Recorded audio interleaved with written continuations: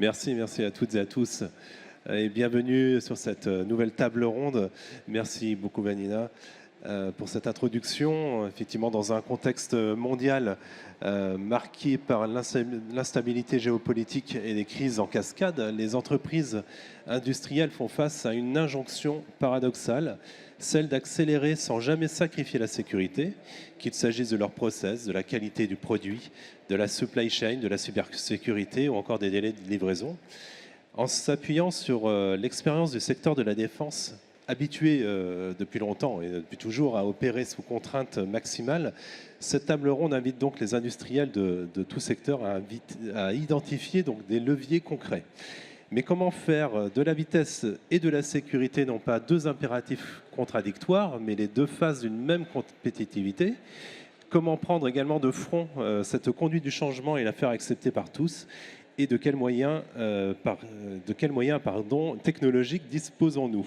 C'est pour répondre à ces différentes questions que j'accueille. J'ai le plaisir et l'honneur d'accueillir donc tout d'abord Monsieur l'ingénieur général de l'armement Patrick Aufort, également directeur général de l'AID. Donc l'AID, c'est l'Agence de l'innovation de défense. Anne-Pascale Guédon, directrice générale de Destinus France, également en charge des activités pour les parties UK, Canada et Afrique. Je souhaite la bienvenue. Et Benoît Mollard, président de la société Boost Aerospace. Donc tout d'abord, je vous invite chacun à vous présenter, à décrire un peu vos rôles au sein de vos différentes organisations et entreprises. Madame Guédon, je vous prie de commencer. Oui, bonjour à tous. Donc Destinus est un groupe privé européen qui conçoit et produit des drones de combat opérationnels low cost. Donc deux familles de produits, des drones de frappe dans la profondeur et des drones intercepteurs de drones. Aujourd'hui, nous sommes 1000 personnes, nous réalisons plusieurs centaines de millions de chiffres d'affaires et nous sommes valorisés à 5 milliards d'euros. Merci Madame Guédon. Patrick Aufort. Je vais enchaîner. Bonjour à toutes et à tous. Donc moi, je dirige l'Agence de l'innovation de défense qui a été créée en fait au sein du ministère des Armées en 2018, notamment pour tenir compte de l'évolution de contexte, notamment du fait que beaucoup d'innovations, les budgets qui soutiennent l'innovation ne viennent plus forcément des budgets de défense, mais d'autres budgets et de l'industrie privée, et être capable de tenir compte justement du foisonnement d'innovation chez des acteurs avec lesquels la défense ne travaille pas classiquement. Et donc, en fait, l'agence vise à la fois préparer les briques technologiques dont nous aurons besoin pour nos futures capacités militaires et en même temps d'être capable d'aller détecter, capter des solutions qui auront émergé chez des acteurs hors de nos acteurs classiques de la défense et d'imaginer les opportunités qu'elles peuvent représenter pour nous et donc de les ramener vers des cas d'usage du ministère des Armées. Et en fait, pour faire ça, en fait, on s'est organisé en fait, comme une usine à projets. Et en fait, on soutient différentes catégories de projets. Selon le type d'acteur, on est capable de travailler aussi bien avec des acteurs du monde académique qu'avec de l'acteur industriel de toute taille, de la start-up, de la PME, du grand groupe, qui vient de la défense, qui vient hors défense. On fait de la subvention, on fait du marché public, on fait même de la prise de capital, de manière à être capable, encore une fois, de travailler avec tout le monde et sur toutes les boucles de temps, aussi bien des sujets de temps très courts que de la préparation de la technologie de rupture dans le temps long. D'accord, et des technologies, on va en parler également. Benoît Mollard, un petit mot sur Boost Aerospace et votre rôle. Oui, merci. Bonjour à toutes et à tous. Donc effectivement, je dirige Boost Aerospace. Et Boost Aerospace, c'est une société qui est le fruit d'une initiative de grand donneur d'ordre du secteur de l'aéronautique spatiale et défense. Pour les nommer rapidement, Dassault Aviation, Safran, Thales et Airbus. Et on est là pour soutenir la transformation numérique de leur supply chain. Donc concrètement, notre rôle est d'identifier des besoins communs et de mettre à disposition au maximum d'entreprises de la supply chain de ce secteur des solutions standards numériques qui permettent à toutes les entreprises de collaborer, de partager des données et de travailler de manière la plus sécurisée et efficace possible entre elles. Donc on participe très activement à la performance, la compétitivité de l'ensemble du secteur. C'est un écosystème où finalement tout le monde collabore, tout le monde est très lié et personne ne peut travailler sans se préoccuper de sa supply chain. Donc on a vraiment été créé pour ça, pour les aider à progresser, notamment dans le monde du numérique et de la cyberprotection. Merci Benoît, c'est très clair. Aujourd'hui, le contexte politique bouscule l'industrie de la défense, de la sécurité et de l'armement. Celle-ci fait face à un dilemme, la poussant considérablement à accélérer ses process, tout en assurant un niveau optimal de qualité et de sécurité. Alors, la question que je me pose, c'est sécurité de production veut-il nécessairement dire lenteur? Et est-il opposé à toute idée de vitesse? Monsieur Hautfort, quelle est votre conviction à ce sujet? Alors, peut-être reposer un peu le contexte. Vous présentez le sujet en le liant au contexte actuel. Moi, tout à l'heure, j'ai évoqué justement le contexte de création de l'agence en 2018, en indiquant notamment toute cette profusion de solutions technologiques venant, y compris hors du champ défense. Dans le contexte global, quand on s'est créé en fait en 2018, on mettait d'autres choses dans le paysage aussi, notamment les nouveaux champs et milieux de conflictualité. Donc le fait que les conflits aujourd'hui se déroulent des fonds marins à l'espace, se déroulent dans des champs immatériels, la lutte informationnelle, le spectre électromagnétique, et également la profusion d'utilisation par les armées de solutions issues du monde civil. Et en fait, tout ce qui s'est déroulé finalement ces dernières années confirme absolument toutes ces hypothèses. Vous regardez le conflit ukrainien, il a démarré par une attaque cyber, donc dans un champ immatériel, sur une station de communication spatiale, utilisation de solutions venant du civil pour l'observation par satellite, pour les technologies de communication, des applications développées sur des smartphones. Donc tout ça, ça confirme exactement tout ce qu'on avait intuité en créant l'agence en 2018. Il y a deux choses qu'on n'avait pas vues. C'est l'accélération de l'incorporation de l'innovation sur le terrain et l'accélération le rythme auquel elle devient obsolète. C'est-à-dire que vous arrivez avec une brique nouvelle, elle fait la différence, elle est contrée au bout de quelques semaines. Et en parallèle, le deuxième point, c'est l'impact de la dimension coût, c'est-à-dire le coût de ce que vous allez utiliser pour contrer une menace. Vous avez certainement souvent entendu l'armée française utilisant un Mistral pour aller tirer un Shahed, donc un missile dont le prix est de l'ordre du million d'euros, pour aller tirer un drone dont le prix est de quelques dizaines de milliers d'euros. Et donc cet impact du coût sur nos armements est le deuxième facteur hyper prépondérant de ce qui se déroule. Donc ça veut dire que nous, le défi, c'est comment, alors qu'on n'est pas en guerre, en fait, animer et maintenir à l'état de l'art une base industrielle qui soit capable d'évoluer et de proposer des solutions au rythme dont je viens de parler, c'est-à-dire à un rythme de quelques semaines ou au pire de quelques mois, et comment la préparer à produire et à produire low cost, alors qu'en fait, on ne va pas lui acheter des milliers et des milliers de drones aujourd'hui parce qu'ils seront obsolètes dans 6 semaines. Donc c'est vraiment ça, comment garantir ça et en même temps être prêt au ramp-up. Donc ça veut dire qu'il faut qu'on soit imaginatif, qu'on dynamise cet écosystème par des challenges fréquents, des défis, etc. Qu'on soit capable de prévoir ce que c'est que du ramp-up et comment accélérer. Et deux derniers points sur l'accélération, c'est attention aux chaînes d'approvisionnement, qui peut être un frein énorme. Vous pouvez avoir le meilleur process industriel. Si vous êtes bloqué sur un de vos approvisionnements, vous êtes planté. Et donc, la notion de, quelque part, de souveraineté de vos chaînes d'approvisionnement critiques devient un sujet fondamental, et d'où la question de la réinternalisation de certaines productions en France. Donc ça, c'est vraiment un sujet clé. Et le deuxième, vous l'avez évoqué, la sécurité. Bien sûr, on peut accélérer, mais on ne fera pas n'importe quoi. Moi, j'ai un exemple qui m'a marqué, c'est la première fois où je suis allé à Kiev. Bien sûr, j'ai discuté énormément avec mes homologues et ils m'ont expliqué tous les raccourcis qu'ils ont fait pour accélérer l'incorporation de l'innovation sur le terrain. Et ils étaient passés d'un process de certification qui était de 18 mois minimum à quelques semaines. Et en fait, ils m'ont dit, il y a un domaine où on est revenu en arrière, c'est la pyrotechnie. Parce qu'on a eu trop d'incidents et on ne peut pas se permettre de perdre des ressources humaines. Donc on ne peut pas faire n'importe quoi, même sous la pression. Simplement, il faut savoir où est-ce que sont les lignes rouges qu'on n'a pas le droit de franchir. Et pour ça, il faut de l'expertise. Merci infiniment pour la clarté de vos explications. Anne-Pascale Guédon, Vous dirigez donc la filiale française de Destinus qui a été créée justement, vous l'avez dit, suite à la guerre en Ukraine. Dans ces activités de défense, l'entreprise est évidemment pleinement impliquée dans la course au réarmement de l'Europe. Est-ce que vous pouvez nous expliquer comment et en quoi ce contexte a bouleversé finalement l'organisation de l'entreprise et de ses process? Oui, alors moi je vais rebondir complètement sur ce que vient de dire le général, c'est qu'en fait nous on est né avec la guerre en Ukraine, quasiment. En fait, juste avant, on avait fondé en Suisse la société pour développer un projet hypersonique à base d'hydrogène.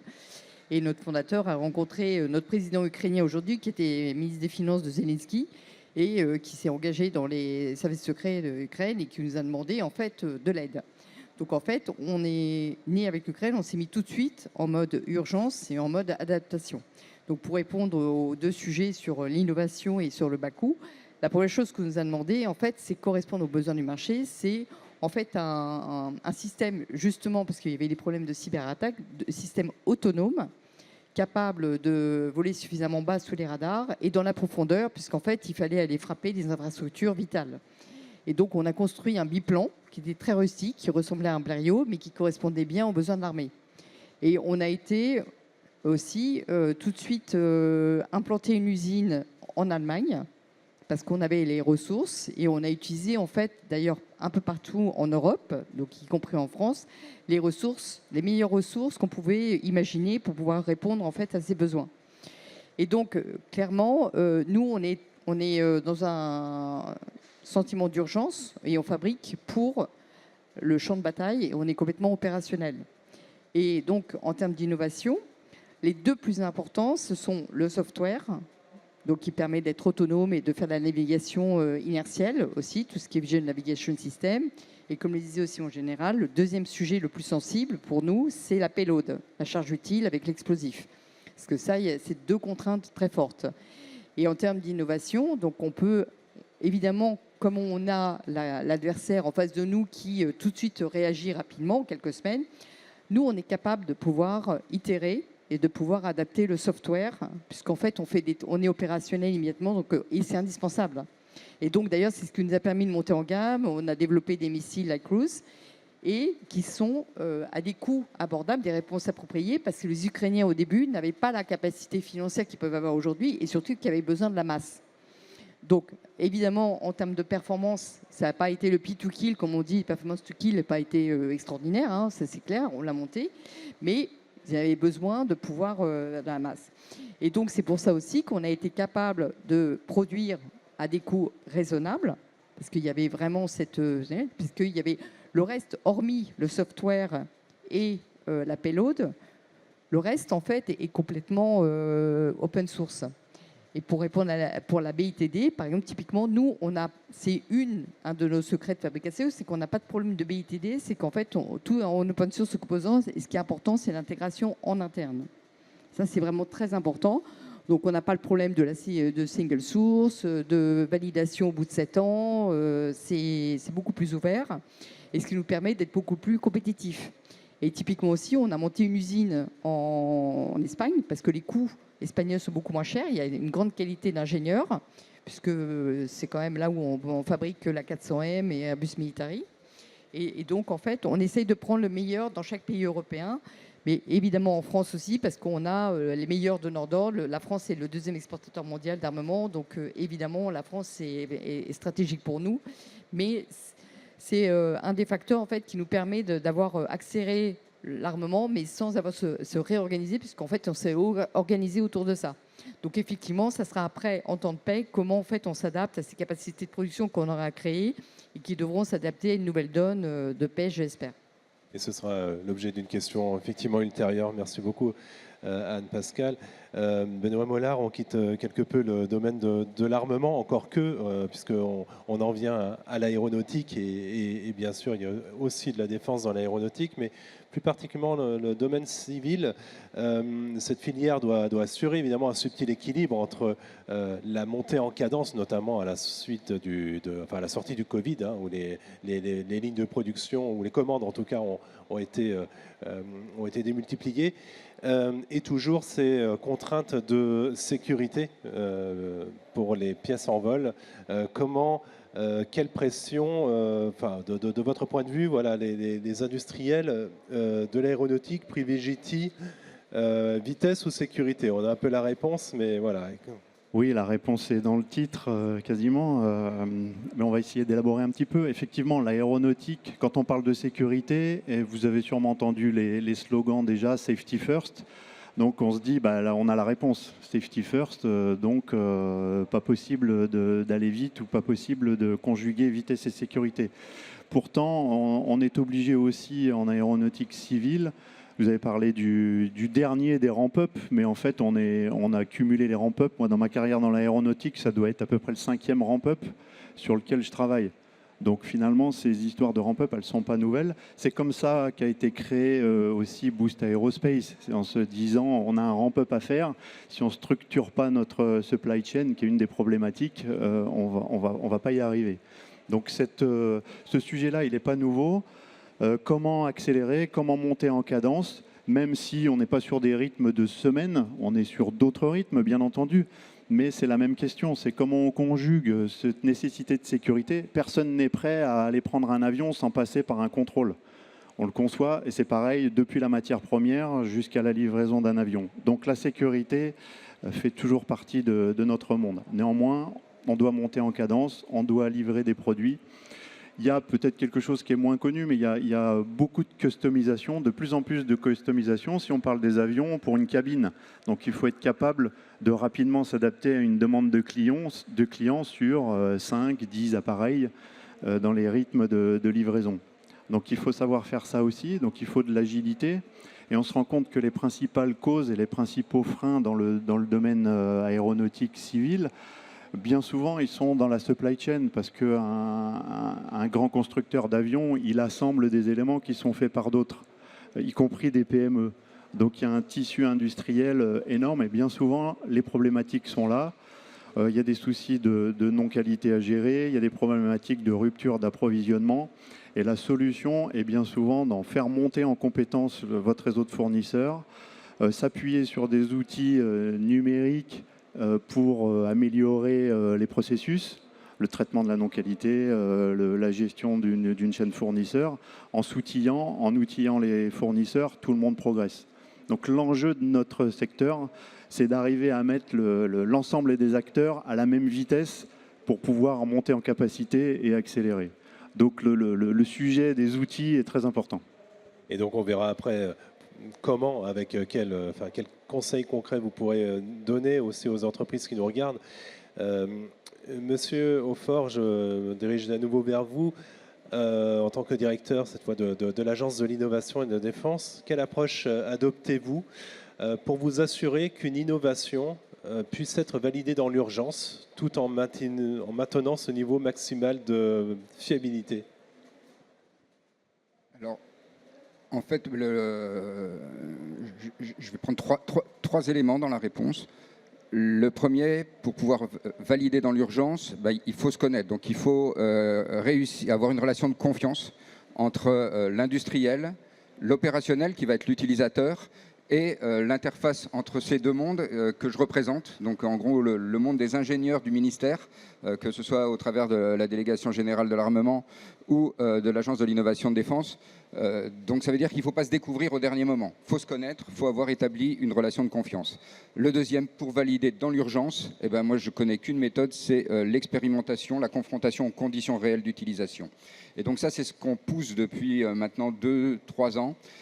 Proposer aux industriels des terrains de test les plus représentatifs possibles, quel que soit leur domaine d'activité. Typiquement, la Direction générale de l'armement vient de créer des objets d'organisation qui s'appellent des centres référents dans différents domaines. Donc il y en a dans la lutte anti-drone, dans les drones de surface navale, dans les drones terrestres et les munitions téléopérées, dans la guerre électronique. Et le but, c'est vraiment de proposer ces champs d'expérimentation rapides pour juger.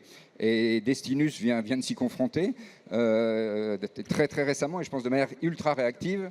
En fait, entre mars et mai, par rapport au conflit au Proche-Moyen-Orient, en fait, on a expérimenté très très rapidement certains de leurs produits de manière, avec une boucle hyper réactive. C'est-à-dire que ça ne marche pas du premier coup, on identifie le sujet, c'est corrigé, on reteste, c'est fini pour vous. L'échec est autorisé, on prend des risques et on accélère ensemble parce que justement on identifie le problème à résoudre, on continue à établir et à travailler dans la relation de confiance et on valide très vite et aujourd'hui c'est déployé.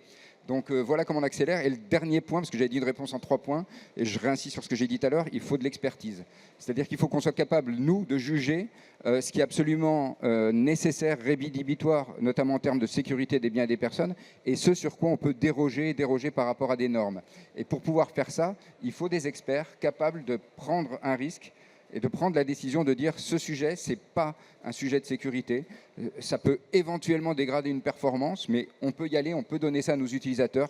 Au pire, ça fera 90% de ce que ça peut faire, mais on y va avec ça. Et donc pour faire ça, il faut de l'expertise. Anne-Pascale Guédon, justement, pour répondre à ces urgences, pour pouvoir sortir un prototype, le tester rapidement, le faire certifier ensuite, vous avez dû prendre des décisions au niveau de l'organisation justement de vos process. Comment à partir du moment où il y a une urgence, comment faites-vous concrètement en interne chez Destinus ? Alors, comme je vous disais, nous, on est nés dans l'urgence. Donc, c'est quelque chose qui fait partie de notre ADN. Mais effectivement, merci beaucoup, Patrick, pour avoir fait ce témoignage sur ce qu'on a pu faire. Parce que, il y a la notion que vous devez connaître de TRL, Technology Readiness Level. Bon, c'est clair qu'on ne vient pas sur les centres d'expérimentation de la DGA si on n'est pas en TRL 6 ou 7, voilà. Mais c'est vrai qu'il y a eu un gros effort, je pense, de changement d'attitude, mindset, de se dire on n'aura peut-être pas une performance à 99%, ou comme dans l'aérospace, quand j'étais avant chez Airbus, les OTD, les PPM, on doit être quasiment à 100%, sinon c'est pas possible. Il y a quand même un certain niveau de tolérance, je dirais, dans le domaine de l'armement, en tout cas par rapport à nous, ce qu'on fait par rapport aux objectifs. On ne peut pas avoir une performance à 100%, mais c'est clair qu'on a pu tester et être réactif. Et ça, c'est ça qui est très important, parce qu'en fait, on a pu identifier en fait quels étaient les leviers bloquants et tout de suite réagir. Alors, moi, je mets les équipes un peu sous tension, parce que moi, quand j'ai un client comme la DGA, on ne peut pas me dire non. Donc, c'est hyper important, en fait, que les équipes d'ingénieurs, moi, je suis très, très proche d'eux, comprennent d'abord la priorité, comprennent l'urgence, comprennent aussi vers quoi on tend, et aussi de pouvoir aussi faire l'interface avec le client et les end-users pour voir, en fait, de quoi ils ont vraiment besoin et jusqu'où on peut aller ou ne pas aller.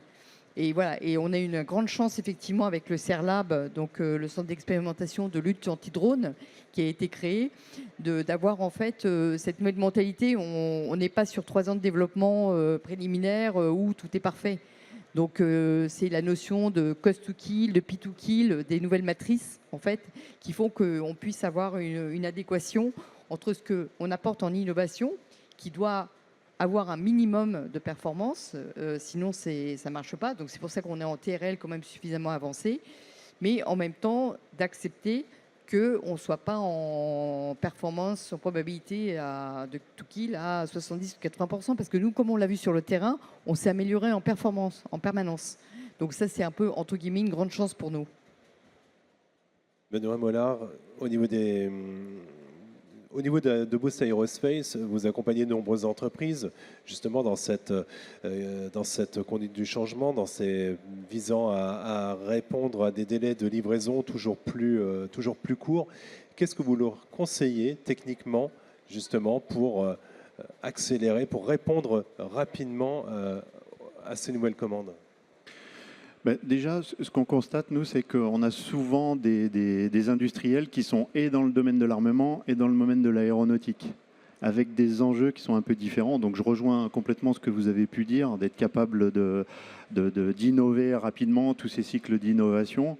Et la difficulté pour ces industriels, c'est d'arriver à concilier les deux. C'est-à-dire cette nécessité, quand on est sur le monde de la défense, qui attend des nouveaux produits, des nouvelles innovations, et en même temps, dans le domaine plus industriel série de l'aéronautique tel qu'on le connaît sur les avions, où là, effectivement, l'attente, c'est de la fiabilité du cycle de livraison, de l'OTD, des niveaux de qualité, etc. Donc, arriver à concilier ces deux enjeux, c'est très important.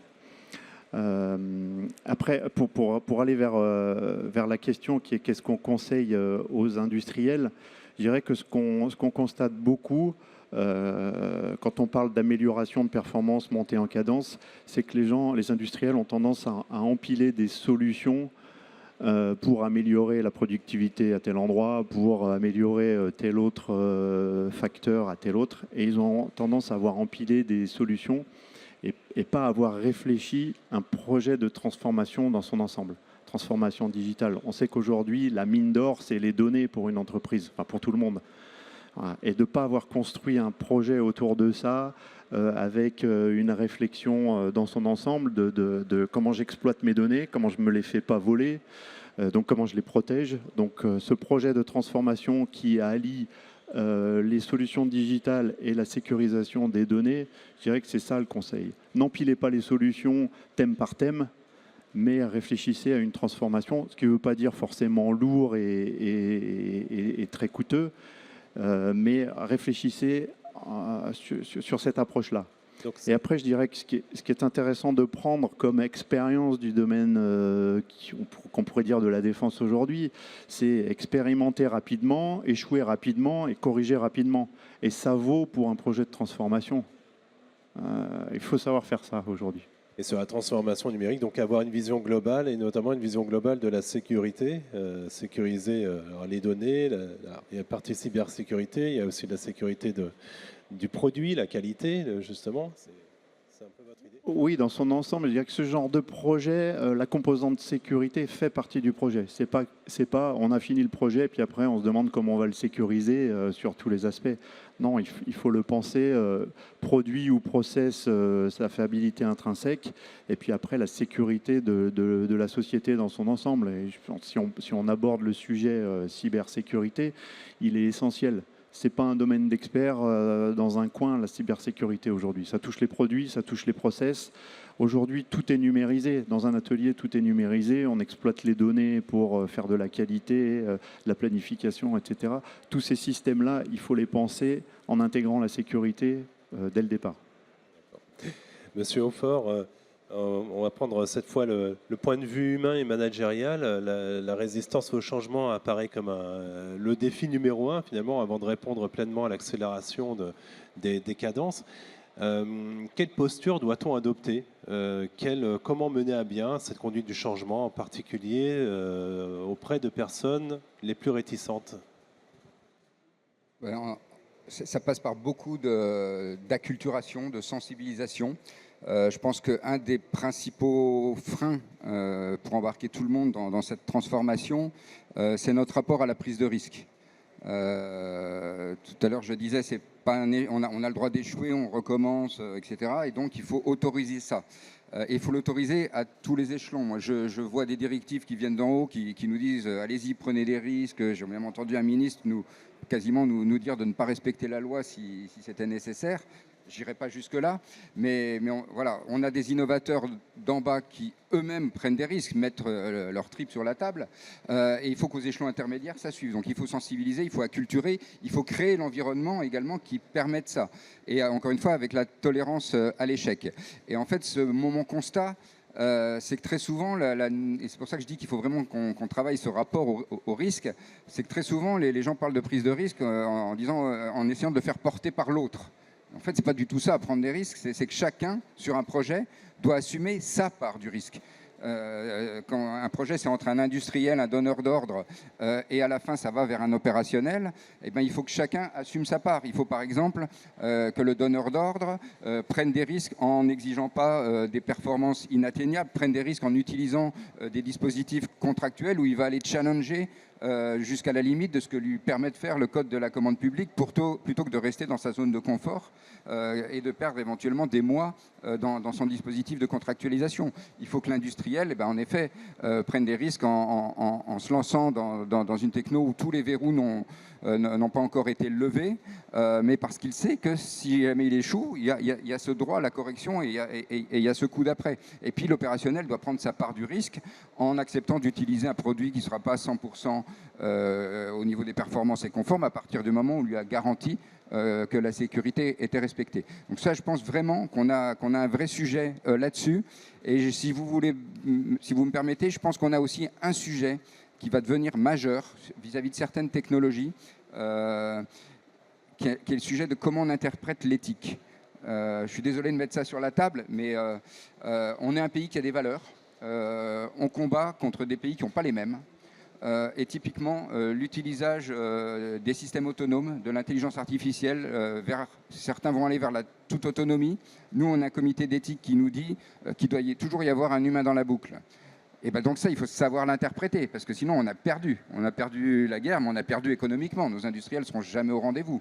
Un humain dans la boucle, ça ne veut pas dire qu'il y aura systématiquement quelqu'un derrière un bouton pour dire oui ou non. Ça veut dire qu'il faut qu'on ait validé avec un humain, ou il faut que le commandant sur le terrain dise « là j'ai sécurisé, j'ai pas de dommages collatéraux possibles, donc j'utilise un système complètement autonome ». Donc on a vraiment ce sujet de prise en compte de l'éthique de manière à ne pas perdre juste sur une histoire d'interprétation. C'est valable pour l'IA, c'est valable pour l'humain augmenté. Toutes ces solutions vont nous confronter à ces sujets d'éthique. Donc, c'est un peu débordé, mais je pense que c'est très très important, et y compris en termes de compétitivité de nos acteurs. Et c'est un message aussi très rassurant d'une certaine manière. Anne-Pascale Guédon, comment vous arrivez à embarquer toutes vos équipes justement pour répondre à ces urgences d'un point de vue humain? En fait, nous, on a un business model qui est lié, comme je vous disais, donc, à la guerre en Ukraine. Nous, on a été créé il y a 5 ans et en fait, on est à 1000 personnes maintenant sur toute l'Europe et on recrute à peu près 20 personnes par semaine. Donc nous, c'est plutôt l'amour du risque qui doit motiver en fait les personnes qui souhaitent rejoindre Destinus. L'amour du risque est évidemment mesuré puisqu'en fait, on prend des personnes expérimentées qui viennent de grands groupes. Moi, je suis un Airbus. Il y a beaucoup d'ingénieurs chez nous qui viennent de grands groupes. Notre CTO vient d'Airbus également, mais qui ont ce mindset en disant OK, je sais comment travailler, je sais comment mesurer mon risque, je connais la résistance au changement, mais en même temps, je vais rentrer dans une société qui va être en perpétuel changement. Depuis que le groupe a été créé, on a déployé plusieurs milliers aujourd'hui de missiles ou de drones, intercepteurs de drones, donc ce champ de bataille aussi bien en Ukraine que maintenant sur d'autres théâtres. On a la confiance de notre client, des end-users, et en fait on produit toujours des nouveaux produits. Donc il y a toujours une notion de dépassement, et si vous êtes résistant au changement, chez nous ça ne peut pas marcher. Et donc moi je recrute par exemple des personnes en France qui viennent plutôt des forces spéciales, qui ont envie, qui aiment bien un peu les univers gris, qui ont envie un peu d'aventure, mais en même temps qui sont cortiqués d'une telle façon qu'ils vont respecter les lois, enfin en tout cas les valeurs basiques, parce que sinon je ne vais pas prendre des entrepreneurs fous, voilà.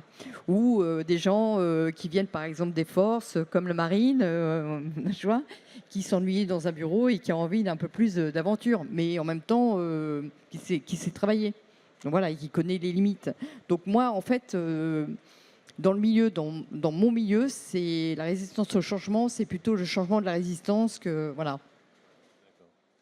Benoît Mollard, on va aborder maintenant le sujet de l'intelligence artificielle, sujet brûlant évidemment que l'on retrouve dans toute l'industrie, avec des applications de plus en plus concrètes. Pensez-vous ici que l'IA permettra d'accélérer l'industrie tout en améliorant justement ces problèmes de sécurité? Oui, l'IA, on l'a entendu un peu à la conférence précédente, il y a d'énormes potentiels de productivité, mais aussi des questions de compétitivité et bien entendu de sécurité. Donc je dirais que c'est un peu la même histoire à nouveau avec l'IA. Bien sûr qu'il y a du potentiel, qu'il ne faut pas l'ignorer. Même pour ceux qui ont entendu la conférence d'ouverture ce matin de Laurent Ben David, de Dassault Aviation. C'était intéressant aussi de ce point de vue-là. Ils cherchent à protéger énormément leur propriété intellectuelle, mais néanmoins, ils se mettent à l'IA aussi en mettant des protocoles particuliers. Donc l'enjeu de l'IA, c'est la gouvernance en fait. Voilà. Qu'est-ce qu'on veut faire avec, qu'est-ce qu'on veut aller chercher en termes de performance, qu'est-ce qu'on veut protéger. Donc je dirais que c'est un peu toute la thématique aussi d'aujourd'hui qu'il faut appliquer à l'IA. Il faut trouver le bon compromis selon son secteur, selon son activité, entre la performance que ça peut apporter, mais aussi les risques que ça fait prendre dans son domaine et trouver le bon équilibre entre les deux au cas par cas, je dirais. Mais c'est avant tout de la gouvernance. D'accord. Monsieur Haufort, les technologies sont-elles matures? Est-ce que vous les utilisez massivement ou alors avec toute la plus grande prudence? Évidemment, on connaît un peu la réponse, mais vous avez aussi cette part de risque en vous. Mon travail avec, encore une fois, tout l'écosystème académique et industriel autour, c'est de les faire progresser en maturité. Donc, j'ai en permanence des technologies non matures que je cherche à faire progresser et des technologies matures que je cherche à faire intégrer et à rendre sur le terrain. Parce que je répète une chose, c'est que l'innovation, le but, c'est pas de faire des prototypes. Le but, c'est de passer à l'échelle, c'est de l'étape d'après, c'est de transformer ces prototypes qui auront été testés de manière satisfaisante en équipement dans les mains d'utilisateurs. Donc c'est vraiment l'étape d'après. Et donc par contre sur les maturités techno, oui, on a des sujets par rapport. On va parler quand même plutôt des technologies de rupture. Dans le domaine de l'intelligence artificielle, de nombreux cas d'usage sont déjà là, sont déjà concrètement sur le terrain. On a des enjeux plutôt liés à la souveraineté de ce qu'on fait. Et donc, en fait, pour pouvoir décider, il faut connaître, il faut bien comprendre. Et donc, il faut pouvoir maîtriser son modèle de langage, maîtriser, ou en tout cas faire le choix de la capacité de calcul sur lequel on va faire tourner nos cas d'usage. Donc, décider de le faire sur un calculateur en propre ou sur le cloud, en fonction de ce qu'on cherche. Et puis, on a surtout besoin, en fait, d'une IA explicable, c'est-à-dire qu'on sache. Encore une fois, quand on donne quelque chose à un utilisateur ou à un pilote d'avion, pour revenir dans votre domaine, si on lui dit que c'est une IA qui va lui conseiller, je ne sais pas, sa trajectoire ou l'utilisation de son système, il est prêt à l'accepter s'il a l'explication de pourquoi l'IA lui propose ce choix-là. Donc on a un sujet d'IA explicable. Si vous me l'avez lancé sur les maturités techno, je pense qu'on a encore des domaines où, contrairement à ce que tout le monde croit, la maturité n'est pas encore au rendez-vous. Je pense à la robotique terrestre. La robotique terrestre, en fait, parce que tout le monde se dit c'est un drone sur le sol, oui, mais c'est beaucoup plus compliqué qu'un drone sur l'eau ou qu'un drone aérien, parce qu'en fait le milieu il est complètement hétérogène. Le drone il va pas évoluer, le robot terrestre il évolue dans un milieu pas du tout homogène. Il va rencontrer des sols différents, structurés, déstructurés, des obstacles, des trous. Et voilà. Et typiquement aujourd'hui, un robot il n'est pas capable d'être complètement autonome dès qu'on a ce qu'on appelle des obstacles négatifs, donc des pentes, des trous, une flaque d'eau. Et selon l'éclairage avec le soleil, il ne va pas savoir s'il est gelé, pas gelé, s'il peut passer dessus ou s'il va se couler dedans. Et donc on n'a pas atteint encore l'autonomie que l'on pouvait espérer, et y compris avec les accélérations qu'on voit sur le terrain. Donc c'est passionnant parce que ça veut dire qu'on a encore du travail.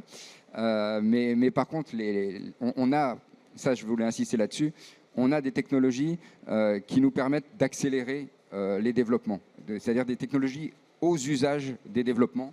Et donc là, l'IA apporte beaucoup de choses, la fabrication additive apporte beaucoup de choses, les capacités de calcul dans le domaine des simulations, des modélisations font qu'en fait on est capable les outils informatiques, low-code, no-code, etc., font qu'on est capable aujourd'hui de faire avec beaucoup moins de monde et de manière beaucoup plus rapide des développements qui prenaient des mois ou des années dans le passé.